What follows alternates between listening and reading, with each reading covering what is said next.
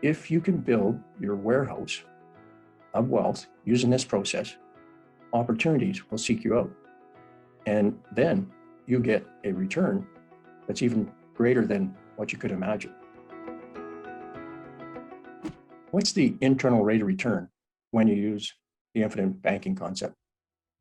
Every once in a while, I get that question. People are always interested. What is my internal rate of return if I use this process and that product? Well, today I'm going to speak to that. I'm going to briefly talk, give you a little information on the product itself, and then I'll talk about an example that Nelson taught us in his book, Warehouse of Wealth, about one case he had in his life where he shows how the process and what that process allowed him to do and the kind of return that he got. Hi, I'm Dan Allen, and I'm with Ascendant Financial, and I've been helping people implement the process called becoming your own banker in their lives since 2017, and I've been personally practicing it since 2014. So when you talk about internal rate of return related to the product, that's a different discussion than when you talk about the return you can get when you talk about the process. So let's talk about the product briefly. The product can give you a very reasonable internal rate of return over time if you just look at the product. And when you compare it to other safe and predictable financial vehicles, it will over time outperform every example I've seen of another type of product that fits that mold. Now, if you're comparing it to something where you have to take a risk to get this rate of return, it may not be as good. Again, depending on whether that risk you took worked out or not. So people will talk often about the rate of return they can get with something else. And I'm just going to challenge you to always, when you're looking at things, always compare it to, the same type of vehicle. And dividend paying whole life insurance is a financial product that's been around since 1847 in Canada, and it is very safe and it's very predictable. So I can go look at my cash values and know what they are. And I know the next day that value will go up. It's very predictable. So when you compare things, always compare something to something similar. If you're going to compare it to some high risk venture out there, well, that high risk venture may give you a better internal rate of return.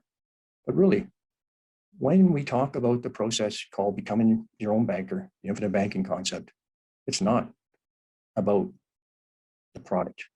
It's about the process. So what I wanted to talk to you about today was just one example that Nelson put in his book, Building Your Warehouse of Wealth. His first one was Becoming Your Own Banker. I'd suggest you have that one. And I'd also suggest that you read his second book. So when you think about the process, I just wanted to share one of the stories that Nelson shared with us through his book. He had this opportunity when he was part of the National Guard Army, and one of the other pilots come to him with an opportunity. And this pilot was in need of some cash, and he had this property.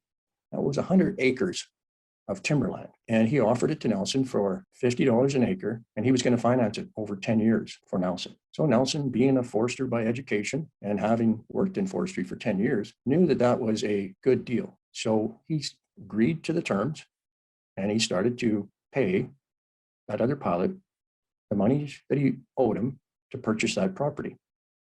Now, 18 months later, that pilot calls Nelson up again and he said, "Hey, can we meet?" And so Nelson, "Sure, let's meet." And during that meeting, he realized that things had changed for this guy and he needed money and he needed it quickly. So he made Nelson an offer. And he said, "If you can pay me for this property in cash, I'll give you a deal by reducing the cost to 25 cents on the dollar. So originally it's going to be $50 an acre. But with this deal, he reduced what he was left owing by 25 cents on the dollar." Now, Nelson realized how good of a deal that was.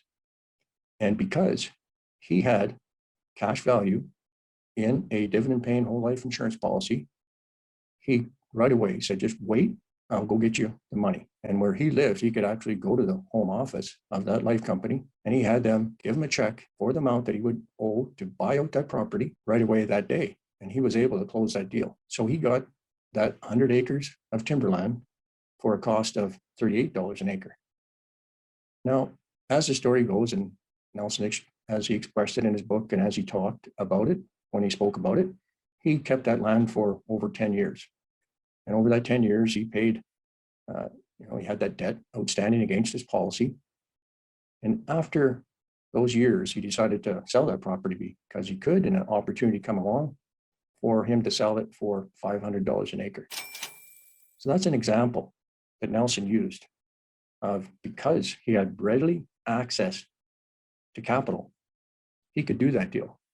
Now, he went on to speak about that same policy that he used for this one, and he said he did some other deals, never quite as profitable as this one, but still very profitable.